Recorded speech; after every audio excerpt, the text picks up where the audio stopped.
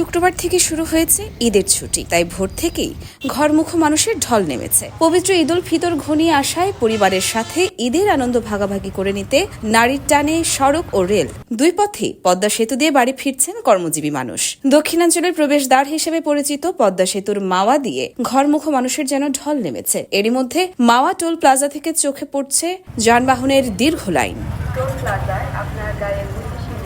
শুক্রবার ছুটির প্রথম দিনে সেতুর টোল প্লাজায় এসে টোল দিতে গিয়ে সেই দীর্ঘ সারি আরো দীর্ঘতর হচ্ছে।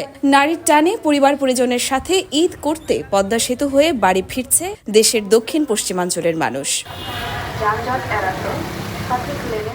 পদ্মা সেতুর মাওয়া টোল প্লাজা থেকে প্রায় 2 কিলোমিটার এলাকায় যানবাহনের দীর্ঘ সারি ছাড়িয়ে গেছে। ছুটির প্রথম দিনে পদ্মা সেতুতে মোটরসাইকেলের ঢল নেমেছে। ভোর থেকে ঢাকা মাওয়া এক্সপ্রেসওয়ে হয়ে পদ্মা সেতুর দিকে এগিয়ে আসছে মোটরসাইকেলের সারি। সেতুর টোল প্লাজার মোটরসাইকেল বুথ ছাড়াও 7টি বুথে টোল নিয়েও কুলিয়ে উঠতে পারছেন না দায়িত্ববানেরা। পদ্মা সেতু কর্তৃপক্ষ বলছেন, এবার ঈদ যাত্রা নির্বিঘ্ন করতে 7টি বুথে যানবাহনের টোল আদায় করা হচ্ছে। এছাড়া ঈদে মানুষের নিরাপত্তা নিশ্চিত করতে বেশ কয়েকটি গুরুত্বপূর্ণ পয়েন্টে নজরদারি বাড়িয়েছে সেতু নিরাপত্তা কর্মীরা। তবে যানবাহনের তীব্র চাপে দীর্ঘ সারি সৃষ্টি হয়েছে। ইয়র্মা শায়ের জাহান, দেশকাল নিউজ।